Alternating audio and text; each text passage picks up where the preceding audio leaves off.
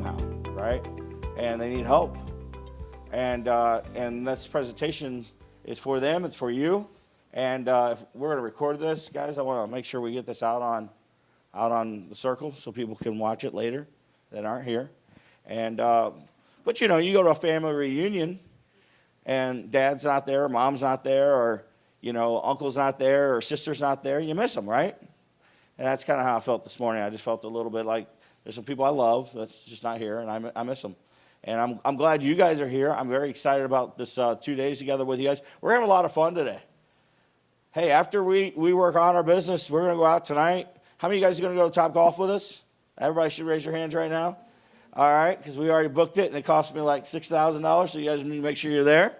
And I was like, everybody's hand should be up right now, right? After we're done with that, Susan bought 12 tickets. That's all they would let her buy, but I'm sure we could get on there and buy another pack of 12 by somebody else could buy in their name. Yeah, log in as me or something. But we got tickets tonight for $6 to the MMA fight. Yeah, 10:30. Yeah, so I mean, it was only for 12 tickets, like less than $150. So I mean, that's a great deal. I'm sure we're probably going to have to stand outside and watch on TV screen. Oh, okay. Well, I mean, and we have to actually fight each other, but it's fun. It's good. We've got the first matchup with Tina and Casey are going first, and and then we got Thomas. Whoever wants to go against Thomas, I'm not sure who that's going to be. Maybe we'll have Max. He'll run around the ring the whole time, and Thomas will just chase him, right? But, you know, that it's going to be a little bit of a late night, and we might even maybe see if we can talk Austin or Brandon into pushing it back a little bit in the morning if the schedule allows. I don't know. I keep changing things. Poor Brandon, like he's this guy that's like structured. Like he's like, dude, I sent you the schedule like 5 weeks ago. And I'm like, I come in this morning, and I'm like, I'd like to change this and this. And he's like, oh, you know. It's just, you guys commiserate with him. He's not feeling it. All right, but hitting the ceiling, right? We all do it. We all hit a ceiling at some point in life. And we hit it on multiple levels. And I want to talk to you guys about that today. I want to talk to you about hitting the ceiling. Is this on? Let's turn this on. All right, hitting the ceiling. So hitting the ceiling, multiple levels here. How do we hit it? We hit it on an organizational level. That's as a company. Guys, most times we get calls because somebody hit a ceiling on an organizational level. People hit a ceiling there's 5 areas here I'm going to talk to you about, and they don't call me until they hit a ceiling in at least 3 of the 5 areas. Most people will push through one area of hitting a ceiling. They'll even limp along hitting 2 areas. But as soon as they hit that 3rd area, my phone rings all the time. And without fail, it's always at least 3. And if they're hitting it in all 5, I mean, they're on fire. Like they want me out there as fast as possible to try to help them, right? And that's what we typically see. We also hit it on a departmental level, okay? We hit it on a departmental level. What does that mean? That means sometimes the business is running well, and you come to your level 10 meetings, and marketing's struggling, or finance is struggling, or acquisitions are struggling. And sometimes we hit them individually, but sometimes we hit them on a company or individual departments. And then we also hit it on an individual level. We go to work and everything seems good, but we're not feeling good at home. The business is growing, we're having success, but we're having struggles in our own personal life.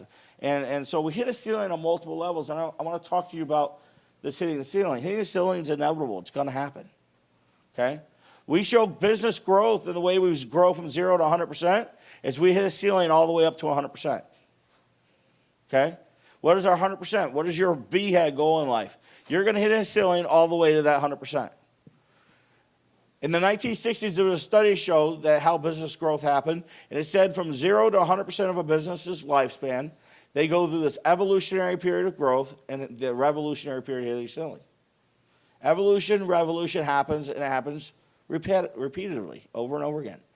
And it's different levels at which we hit the ceilings. When you hit a ceiling in the first year of your business, it looks completely different than year 10. It just looks different. It feels different. It may have some similarities, but you're going to hit it at different levels, okay? I love this verse right here in the Bible. It says in Leviticus 19:14, and I put B here because it's like the second half of the verse. It says, thou shalt not curse the deaf. Why do you think it says that? Thou shalt not curse the deaf. Whether you read the Bible or not, why do you think it says that? Because they can't hear you? Yeah, so I mean, what does it matter if you curse them if they can't hear you? Right? Maybe it's because of what it does to you. Maybe it's because of what it does to the people around you that can hear you speaking. Right? What a curious thing to say. Why would it say not to curse the deaf? I mean, does it matter if you can't hear they can't hear you speak? I wrote this, as I grow older, I've realized the power of how words can shape and mold your tomorrow and of those around you that you lead. Words are a powerful thing. Right? See, it doesn't say not to curse a deaf man because of the damage it does to the deaf man. It's because of the damage it does to the hearing. The person that's saying it, the people that are around you. As a leader, we've got to be careful what words we choose. See, acid destroys the container that holds it. What are you holding on to today? What are you saying to yourself? More importantly, the words you say to others could cause them to believe and act just that way. Think about this. What are you saying to people? Are you telling them that they will succeed, or are you telling them that they will fail? This can be done in words or actions. What are you saying to others? What are you saying to your team? I was having a conversation this week with one of the people in the room here, and I said, you know, our words are like a deposit into that person and that relationship. Okay? It's like a piggy bank. Every time you say something, whether it's your spouse, whether or not it's your partner, whether or not it's your employees, every time you say something, if it's positive, you're making a deposit. If it's negative, you're making 3 withdrawals. And you've got to be careful with that balance. If you're saying something negative, you're literally withdrawing 3. And that applies to us as well, by the way. Whatever we say to ourselves, if we're constantly having negative self-talk, we're withdrawing 3 deposits from ourselves. Every positive thing we say, either ourselves or other, we're making 1 deposit. And I'm asking you today, is your relationships, is your self-esteem bankrupt? Is it bankrupt? Have you made more withdrawals than deposits? And I'm not just talking about the people we lead, guys. I'm also talking about yourself. So a little bit of deep dive here into you. Are you having emotional deposits or withdrawals every day? What are you telling yourself? The words, I believe in you, you can do this, you're intelligent, you're amazing, can be the difference between someone believing in themselves and doing great things versus someone that doesn't ever reach their potential. It's extremely important, the words we choose to use. This starts with us. Talk to yourself the way you would talk to someone you are trying to encourage. Get up every morning with positive self-talk and then continue on to those that directly influence in your life. What are you saying to yourself every day? Are you beating yourself up? I mean, I say stuff sometimes that I shouldn't be saying to myself that frustrates, when I'm frustrated or maybe I'm disappointed in myself. And my wife will look at me, Susan will look at me and go, stop. Would you say that to someone else? Would you encourage someone else by saying that to them? If you wouldn't say it to someone else, don't say it to yourself. Why are words so important? It helps shape the perception of how we lead, how people see us as leaders. People will determine who you are as a leader based on how you act and what you say. Be really vulnerable with you guys this morning. Austin came up to me this morning, and he's like, hey, man, I feel like you're upset with me. I'm not upset with you, buddy. I'm sorry you feel that way. And then we got to talking a little bit, and I said, man, I'm not upset with you at all. I love you guys. I couldn't do this without them. And he was like, well, your actions, man, this morning you seemed a little down. I'm like, oh, man, I'm so sorry. As a leader, people see us by the way we act. And I'm not perfect at this, guys. I'm telling you, I have to work on this every day myself. A lot of what I teach people is what I've written for me. I'm going to share some stuff with you today that I wrote for me, that I keep in my notes. And my wife read it with me the other day. She's like, you need to share that. Why aren't you helping other people with that? And that's just me helping me sometimes. But, this morning it was like, man, my demeanor, my actions as a leader of people, the people that have allowed me to lead them, they look at that action. They look at my words. And your body language is a form of words, right? Next, I want you guys to watch this video. I love this video.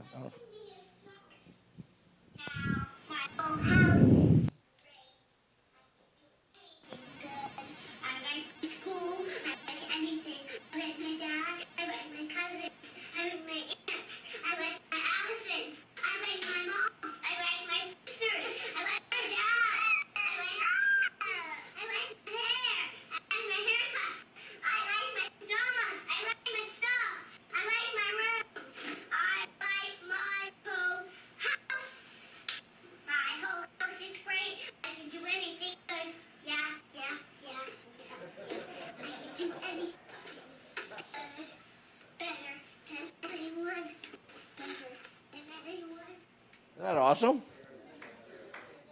Was it bad if the first thing was I was trying to figure out if we were going to keep the tile or replace it? Yeah. Yeah, it's a little rough, Max. That's coming back. Yeah. I watch that video a lot, actually. It kind of encourages me to that positive self-talk. If that little girl got up every morning and did that, why am I not doing that? Matt, at first I saw that, I thought that was Brandon's little girl. It looks just like Brandon's little daughter, Brandon Barnes, if you guys know him. His daughter's adorable. Huh? Penny. Yeah, Penny. I'm like, man, that looks just like her. But, man, I'll tell you, that encourages me to watch her do that. And I feel a little silly sometimes, man. You guys see it. I try to stand on that sink.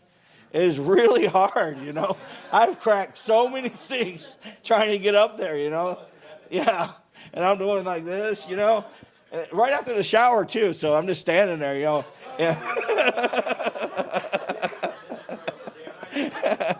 Ninja Turtle jammies, huh? So, no, but I mean, don't get on the sink, right? Just stand in front of it. It's harder that way. Especially when you slip and fall. Oh, it's hard. It hurts so bad, right? I've done that. No, just getting here. But breaking through the ceiling. How do we break through that? If we're going to hit the ceiling and we get stuck, how do we break through it?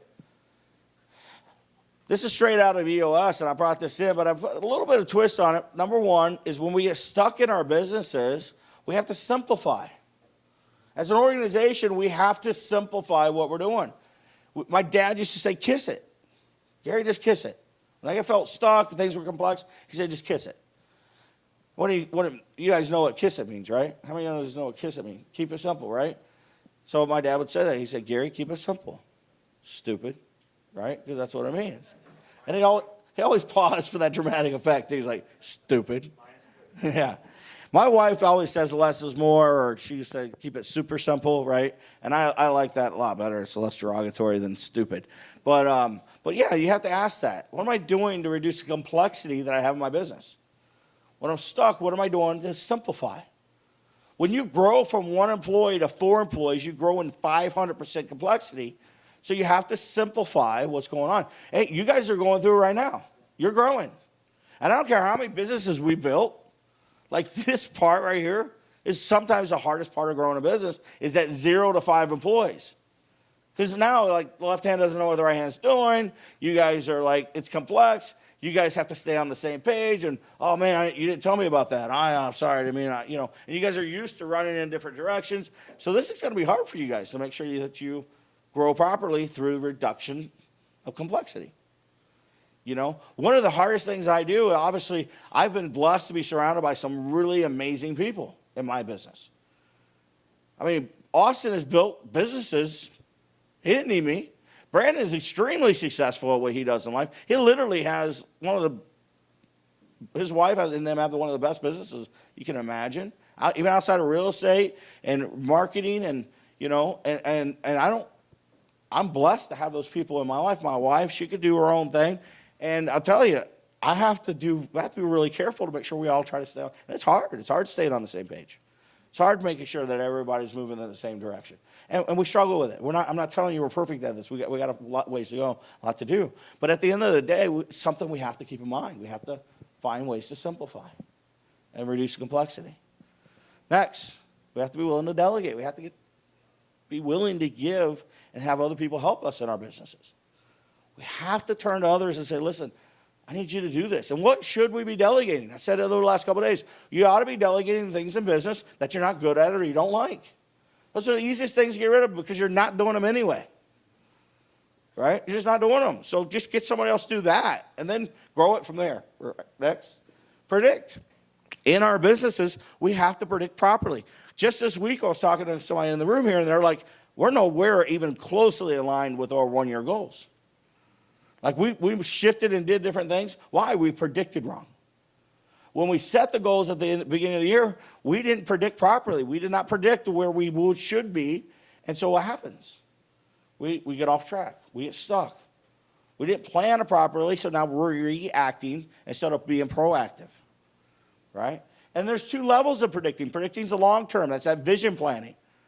But there's also a short-term predicting that we have to do in solving problems. The average business has 6 new issues every day. 6. You have to solve them. And that's what predicting is. When you solve a business problem, all you're doing is going based on experience or based on this or based on that. I think we'll get this outcome. Right? So, that's what we're looking for. We're looking to solve problems through predicting. And it's educated predicting, obviously, but we're still predicting. Next is we're systemizing. We have to have the right processes in our business, the right systems. We have to have those documented. We have to have them followed by people. Hey, listen, when somebody gets stuck, they either call me because it's not simple. They've made it too complex. They're running after too many niches. Right? Or they're not asking for help in business. They're not delegating. They're trying to do everything themselves. Next, they predicted wrong. They're not solving issues. They're not moving their business forward the way they thought. Or they don't have their systems and processes down. They don't have their processes documented and nobody knows how to replicate it. Next, they don't have the right structure. They have the wrong people sitting in the wrong seats. Sometimes they're the wrong person sitting in a seat. These are the different areas in which we get phone calls on. If you don't work on these areas consistently, constantly, hey, I come in and help people with these 5 areas, and guess what happens? They think just because we did it that one time and adjusted it, we're good. No, it's a constant state of adjustments. That's what business is. Business is a constant state of adjustments to success. You never stop adjusting. It's like driving a car. You don't make hard turns driving a car. You make subtle turns. You make subtle adjustments back and forth with the wheel to keep it straight on the road, right? Business is the same way. It's a constant state of adjustments. Somebody asked me, do I ever stop making changes? No. You don't make drastic changes all the time, but you're constantly adjusting. We all do it. We all do it. And in the areas of life, if we feel comfortable doing it, it's okay. The areas of life we don't feel comfortable doing it, we don't make the adjustment. So we have to make sure that we're looking at those 5 areas. And that's in business. Now, how do we talk about that from an organizational perspective?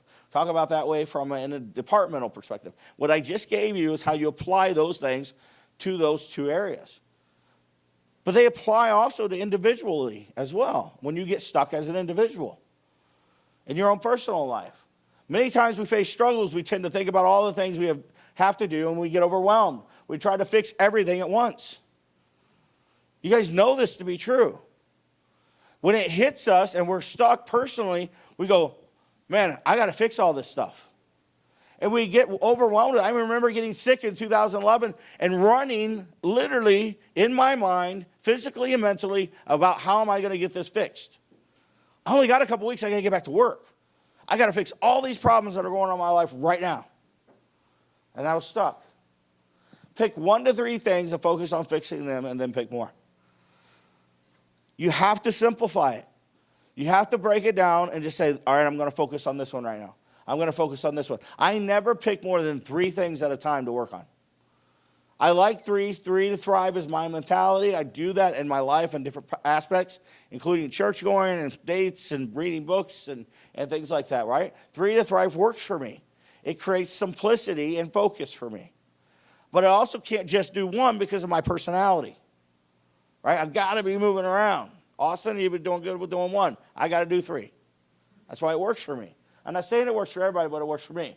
A good man used to say to me, take one step at a time, go back to the basics, and just worry about the next step. When you are facing your worst day, your hardest day, listen, ladies, you take one step at a time. Don't sprint. Get there one step at a time. It's the only way to do it without driving yourself crazy. And then you got to delegate. Seek help from others. Delegate problems that you need help with. So first we have to simplify. Am I trying to do too much to solve these problems too quickly? Number 2, we have to delegate. We tend to withdraw when we face hard times, hardship, or feeling stuck. We cross our arms. And we do this and we stay stuck like this. We go, I got this. This is my problem. I got it. I'm good. Don't we? We withdraw. And you know it. And that's the evidence of like some people not in the room today. And that's why I was telling you, I hurt for them a little bit. And it's not that I'm not excited about the people that are here, but I hurt for the ones that did this quarter. And they wrapped their arms around themselves and went, I got this. I just need some time off. I need some time away. I need to work on me. And you know what? The fact of the matter is, guys, when you don't ask for help, you will stay stuck longer. It's not a matter of when you ask for help. It's a matter of when you do it, how long do you want to stay stuck before you get help? Because that's what happens. When we get stuck on a personal level and we don't ask for help, we don't delegate. You know what delegation is? It's asking for somebody else to do something. In this area, when you're stuck personally, it's this. Can you help me? I need help right now. Can you walk me through this? Hey, Glenn, you've been here before, man. I've never been here before. Can you help me? I remember my brother-in-law Wayne was struggling. He says, Gary, I got to call Glenn. And he did. I'm glad he did. He said, Glenn, I need your help. And Glenn has been there for me and my brother-in-law and people that I care about. The wisdom is amazing there, right? And he's been somebody I've turned to and put my hand out and said, man, I need your help. Right? And we all have to have those people. How do you know when you should delegate? It's when you have no true answer to how to solve the problem. You look at it and you sit in this moment and you go, you know what? I don't want to do what Gary said. I don't want to be in this moment for a long period of time. How can I get out of it as quickly as possible? That's when you should delegate. That's when you should ask for help. Then we have to predict in our own personal lives.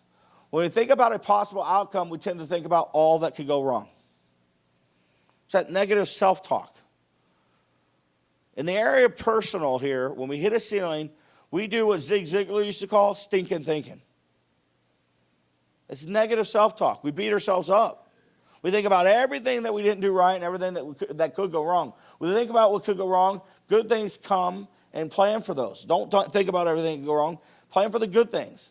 The Bible says that God wants us to have our expected end. And we have to think towards that resolve. I always ask myself right here, when I'm stuck and I'm struggling and I know it's negative thinking, I always ask myself this question: is it true? Is what I'm saying right now true? Boy, you guys, I don't know how many times this happens, and what I'm thinking to myself is not true. Or I'm robbing from tomorrow's problems. I'm borrowing tomorrow's problems and bringing them right here, right now. And there's no reason for that. It hasn't even happened yet. How many of you guys literally have worried about something and it never happened? Or it didn't even come close to the degree of severity that you thought it would. Right. We create the worst case scenario. I mean, Gabe, me and you have talked, and this is usually around fears. And I told Gabe, I said, man, I'm scared to death to fly. And he's a pilot. So, of course, Gabe's been trying to help me with that. And he tells me all these great things about how you shouldn't be scared of flying and how it's great and everything. And then, but I get on the plane and you know what I think? Worst case scenario, like always, right? And that's what happens. We don't think on or plan for what could go right.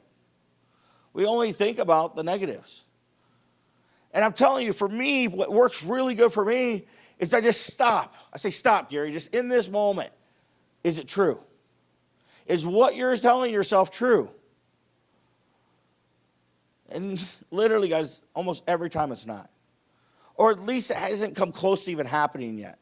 Could it be true? Maybe it could. But I have to stop myself from thinking that it's true. What happens when we focus on what could go wrong? When we don't think on that which is true, when we think on that which is negative, fear will stop you right in your tracks. It will paralyze you and stop you from moving forward or even making a decision. It cripples us. It literally stops us right now. I mean, guys, think about it. Fear is a very strong thing. When I was sick, my nervous system was so compromised that I had 26 panic attacks on average a day. The fear of having a panic attack around somebody while I was driving, while I was out in the open, while I was standing on stage, crippled me. And I sunk deep in a state of depression mentally that I never want to be in ever again.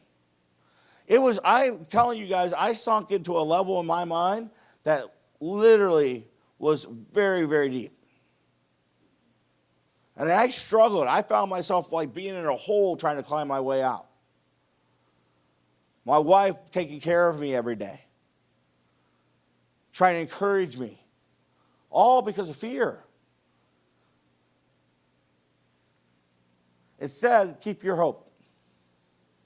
Instead of negative self-talk, instead of allowing yourself to have fear stopping you, have some hope. Without hope, we will fail before we even start. When people call me on a personal level, and I get the phone calls a lot, even from a business perspective, I find that literally people call me and they don't really need help with their business. They need help. And when they need help, it's because this is missing. They have no hope. They're missing hope in their life. They don't see how this is going to work out. All they've done is allow that fear to consume them, and it removes their hope. Because all they can see is a bad result. Hope, when you think of that which is true, you think of the positive things, it gives you hope. It gives you hope, and then hope inspires. Hope motivates. Hope allows us to keep going when it feels like it's impossible. You have to hold on to hope. The Bible says that the Israelites, before they would go into battle, that God would send his angels to remove the hope. He would send fear before them, and it would remove the hope of the enemy. There was enemies that would just give up and not even fight because they were like, bless you, we can't win this fight. We have no chance. So they wouldn't even fight. They would just quit before it ever started. And that's what happens in your own personal lives. You aren't fighting the battles that you're supposed to be fighting because you've given up hope. You got to find your hope today, guys. Going into 2020, it's a year of hope. It's a year of vision. It's a year of conquering. It's a year of perseverance. You have to speak these affirmations. If you don't believe it, it won't come true. If you don't speak it, you won't believe it. It's not true until we say it. You know this to be true. You do it on your own appointments. You go and you say, that's a good price, isn't it? Why? Because if he's thinking it here, it doesn't become true until he hear him say it. So we need them to say it so that it's true. It's a technique every salesperson gets taught. Get them to say it's a good deal. Get them to say it's a good price. Why? Because it's not true until they say it. We have to get rid of the stinking thinking in our lives. As Zig Ziglar used to call it. What happens when we focus on that could go right? We have peace. You have peace, guys. Peace makes a really, really comfortable pillow.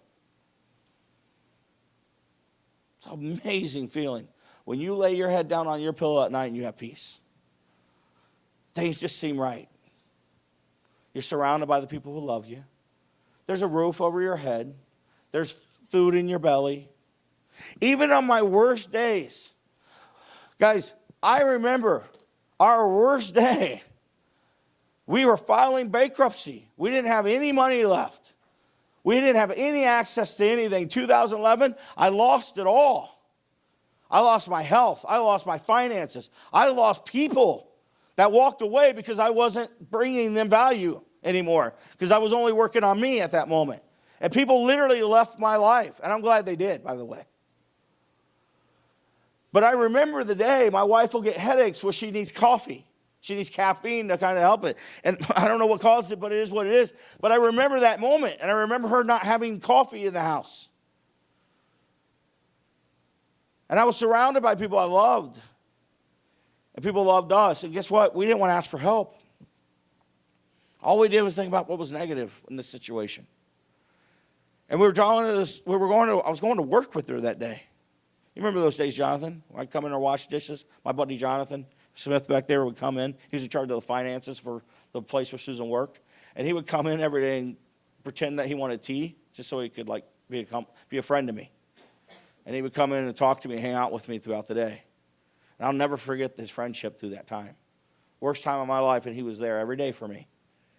And I was sitting there, and we're in the car, and she wants a cup of coffee. And she was tired, guys. She had gotten up at 5 o'clock in the morning to help me get ready for the day. And I just wanted her to have a cup of coffee.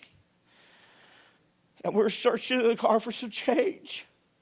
We couldn't find any change in the car, but we had about 50 cents. A cup of coffee was about 60 cents at Dunkin' at the time. And we get to Dunkin', and I said, just let somebody go in front of us. We got to keep looking. We don't have enough yet. Have you been there? Have you looked in the cushions for change in your cushions at home? Have you looked in your car? Have you had your worst day ever? Because if you haven't, it will come. You're going to wake up someday with your worst day. And I remember letting some lady go in front of us, and I said, Susan, we don't have it. We don't have the money. She says, want me to drive away? I'm like, no, just pull up. Maybe it's on sale today. I don't know. I was trusting God at this point. I said, just give me something here. And we pulled up, and we ordered the cup of coffee as plain as it could be, because she usually likes it, to make it all the sugar and all the. And we didn't do it today. We just ordered a cup of coffee. And we pulled around, and she says, Gary, what do you want me to do? I don't know. Maybe there's some change in that little thing that people drop change in, Maybe she'll let us take 5 cents out of it. I don't know. Let's just pull up and see what happens, right? And we pull up, and Susan's like, how much is it? Just 60 cents, but yours is free. The lady that you let go paid for you. And we just sat there and cried. Guys, over a cup of coffee. I'm paying like $150 a day for the coffee in the back today. And I remember the day I couldn't even afford 60 cents. The day I sat there and thought about how God had still provided for that need. And I stopped worrying and trying to chase the negative thoughts. Boy, that was an amazing night's sleep. The peace, the comfort that came. We will continue to work hard and look for a solution. The people we are leading see us not giving up. That's what happens when we focus on what could go right. People are counting on you today to not quit. People are counting on you to keep going. People are counting on you to get up today and put your britches on and get out of bed and just keep going. If you're struggling today, I'm here to tell you guys, think on that which is true. Find hope. Push down the fear. Kill the negative self-talk. Simplify and just get focused on the next step. After the first 3 steps, create a system that will help you accomplish the plan and process to get to your desired end. This is forward thinking now. We've eliminated the negative. We're thinking on the positive. We're creating a plan to move forward. We need to have a schedule, have a plan for your day, your week, your month, your year. Have a place in front of you that reminds you of your obligations. Have an Asana account or something that keeps it in front of you. Use a schedule plan to do as much of your work on purpose as possible. We have to have a plan. We have to have a system. We have to be available. We have to be available for interruptions. Expect and learn and deal with them. Don't shut people out here. Be available. Don't insist on privacy. Be available to be asked questions. Be vulnerable. Be willing to put yourself out there. And then take breaks. Your system should include some you time. One day it was announced that Susan was taking a little time off, and I said, Susan, you need some you time. She went and got a pedicure or manicure done. I don't know, manicure or pedicure, I don't know. Well, she got something done. Yes, I know. And probably other things I haven't noticed yet, right? Thanks for pointing that out. But coffee, snacks, a walk, maybe a lunch break that breaks up the monotony of the day. Release pressure, something to look forward to. Find your zen, whatever it is, and indulge in it. You deserve it. And stop telling yourself that you don't. Take that break. I don't know why this is doing this, man. This is what happens with the details. I should have Brandon do this. Create a task list, right? Keep your to-dos in front of you. Easy way to add things up. I love that. I can look and see what I have got going on. A system for crossing it off. I love taking a task list and going, done, right? Or in Asana, you see that. What's that thing that? Unicorn. Yeah, that little unicorn flies. You're like, woohoo! I flew the unicorn, right? But something that gives you that sense of excitement that you're not crossing it off your list. And you must avoid the I totally forgot. Having task lists and those things, a system helps keep you accountable. Next, create a focus. Create focus in your life. Have a clarity break. Talk about clarity breaks. I'll recap that here in a minute. Then 3 to thrive. Have a method or something that works for you. Some type of system that keeps you engaged with other people. Keeps you engaged with growth. Keeps you engaged with having the right mindset. I like this system here, a full focus planner by Michael Hyatt. I love it. It captures my 3 to thrive right there, my daily big 3. And it allows me to create organization for my system. This is what I tend to use. It's got a quarterly, so I can put my quarterly goals in here. It asks me if they're smart, what motivates me. It even has a weekend optimizer to make sure I'm resting and taking my breaks. This is a great system that you can buy these, and they're hardback, and they're really good. The book lasts for 90 days. It's really a great book if you guys are looking for something like that. Structure, having a schedule and stick to the schedule. Have the right people in your life. Align people around you that match your core values and are strong in your weaknesses. And 3, surround yourself with givers and matchers and get rid of the takers. These are the things we have to do to have the right system and the right structure in our lives to keep ourselves from going back to negative thinking. Once we do these things, we have to do this. We have to renew your mind. We have to renew your mind. I've shared this with a couple of you guys this week, but how do we do that? The old mindset, that's fear, that fear that we talked about, that anger. Maybe you're angry with yourself, you're fearful of things. Maybe you have some bitterness in the old mindset. Thinking someone else's success should have been yours. Or it robs you of your drive. We all do it. We get on stage, we see somebody else on stage, and we're like, man, they've been doing this 2 years less than me, and they're having better success than me. And we get frustrated. We're like, that should be our success. We get bitterness. Failure. Are you letting what was supposed to destroy you win, or are you using it to make you stronger? Guys, we all have failure. Nobody in this room is immune to failing. You will fail. What are you doing with that failure? Are you losing it? Are you using it? Or are you trying to use it to make you stronger? Or are you using it as a crutch on why you're not moving forward? As an excuse. What held you back this year that you will refuse to carry into 2020? What are you going to get rid of? Guys, one of your rocks for this quarter ought to be what you're not going to do. A lot of people look at rocks as things they have to do every 90 days. But this quarter, I want you to think of a rock or 90-day priority of what you're not going to do next year. okay? Things of this world isn't holding you back. Your mindset is holding you back. When we learn to innovate, build a bridge, fly a plane, create a plan to overcome our failures, that is a renewing of the mind. That's a step in the next direction. We have to get rid of the old mind. How we do it? First, forgive ourselves. So many of you in this room don't move forward because you don't forgive yourself for your failures. You don't forgive yourself for allowing yourself to waste time and waste money and maybe something you shouldn't have done. Number 2, recognize the source of the negative thoughts and eliminate them. This is that clarity break. Every Friday, writing down those negative thoughts. Writing them down, cleansing the mind, getting rid of those negative thoughts every week for 10 minutes. It's only a 10-minute process to write all those fears down or negative thoughts.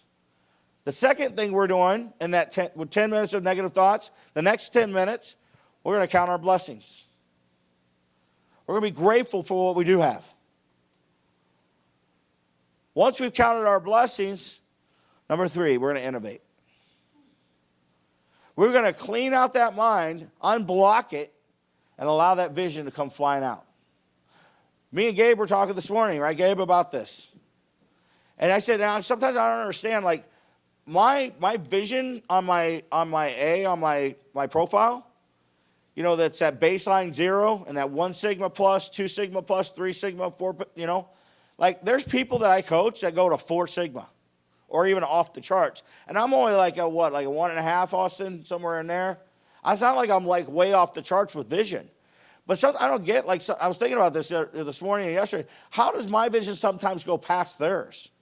If they're like a 4-time or 4 sigma visionary, like, why am I thinking farther than them? And it hit me. It's experience. And the experience overcame the fear. And allowed me to see farther. Where some of you visionaries that you have this big vision, you're like, I really don't. Or you're like, again, it's a negative self-talk. It's because you're allowing fear to cloud your vision. And it shuts it down. It's like a cloudy day. And when we remove the fear and we think through the blessings, you arise above the cloud and now you see for a very long time. That's a cool feeling, isn't it, Gabe, when you're flying that plane and you're in the cloud and you don't see anything and then you pop out. You can see for miles, right? That's that fear. That's that fear holding you in the clouds. You pop out, you get rid of it, and you can just see for miles on a clear, sunny day. It's a cool feeling. But that's what we do, and then that allows us to innovate properly. It unplugs the mind.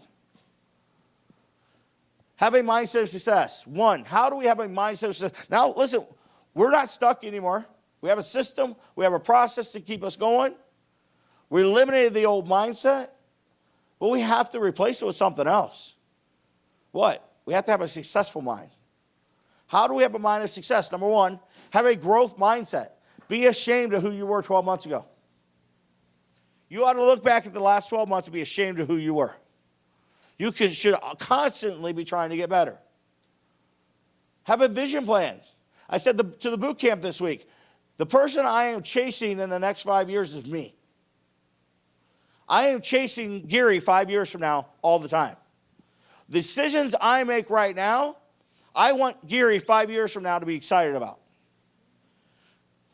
I make a little bit of a joke here. I say, if Gary 5 years from now is giving me the middle finger, then I'm probably making the wrong decision. If he's giving me the thumbs up, then I'm good to go. But I am trying to chase me. I'm not trying to chase anybody else. I can't be Glenn. And I would love to be. You're a great man. I can't be you. But I can be the best version of me I can be.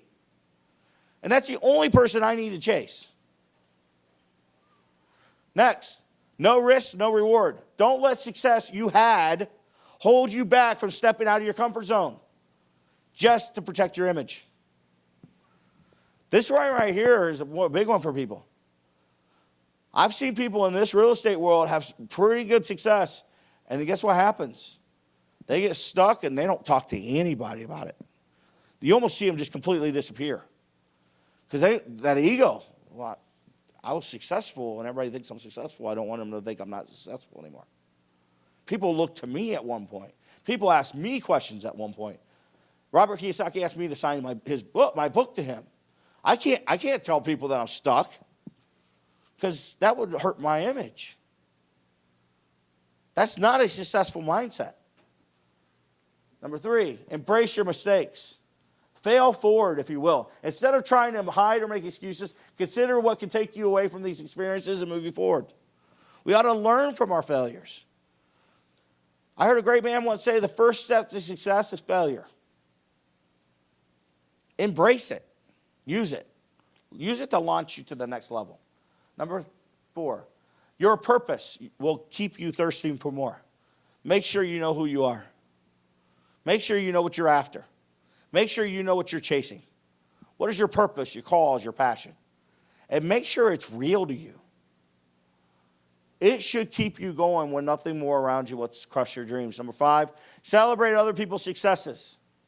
Help others get what they want in life. True success comes from the impact you make on others. The best day of your life, Glenn, was when Max tucked you into helping other people. And he first said, no, I don't want to. Man, it's going to be a great day when you have about 100 people lined up in heaven, standing there saying, Glenn, I'm so grateful you lived your life, my friend. You helped me. In my darkest hour, you taught me how to do something. You taught a man to fish. And you're going to change people's lives through that. That's a great feeling. It's a great feeling when you start giving and using your wisdom to impact other people's lives. Number 6, shun the negative, feed the positive. This is positive mindset, guys. What are you feeding your mind today? What are you allowing to come in? Was the news on this morning when you woke up? Was Zig Ziglar playing? Maybe John Maxwell? Maybe some motivated speaker that you like that motivates you? Whoever it is, it doesn't matter to me. As long as it's positive self-talk. As long as it's thinking on the positive, the truth. And number 7, keep your mind strong. I do that through praying. I do that through reading books, taking vitamins, and recently getting good sleep. Right? These are the areas in which I try to keep my mind strong. When these things don't happen, this is when my mind's the foggiest. This is when I can't be a help to others. This is what we need. We were talking this morning, Kevin, and the sleep apnea machine's for real. It helps. It doesn't just help Gary, though. It helps me to be a better version of me. How many times you said in the last 2 weeks, Austin, about the difference in me? I mean, the people that spend most time with me, what would you say I've been like more lately? Getting sleep. Yeah. It's more alive, right? No way. And you know how I got here, guys? I got here because one day I decided to be vulnerable, and I said, Austin, man, I'm so tired. I don't know why. I just can't get my eyes open half the time. And you know what he has? He has a sleep apnea machine. He's like, bro, you got to get this machine. And I went and got it. I woke up the very next day after having it that one night, and it freaked me out. Like, it was the first time I'd ever slept through the night. I've been on the fence about ordering one for a long time. I pushed the button yesterday. And I love that. That's awesome.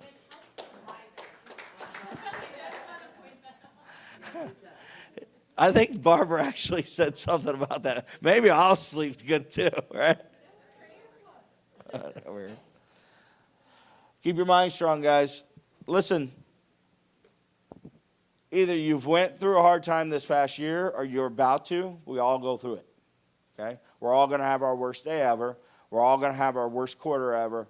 Systems and processes don't protect you from it. They keep you structured, keep you going. They don't always protect you from it, right? We have to work on us as well. We have to keep us right. I hope this helped you guys today. I don't know. It was something vulnerable for me. I wrote this for me, honestly, about 5 weeks ago. And I wrote it on I take a lot of notes on my phone. And I was on a plane. And Susan's like, what you writing? I'm like, so, of course, I handed it to her. And she's like, you got to share that. So hopefully my vulnerability helped you guys.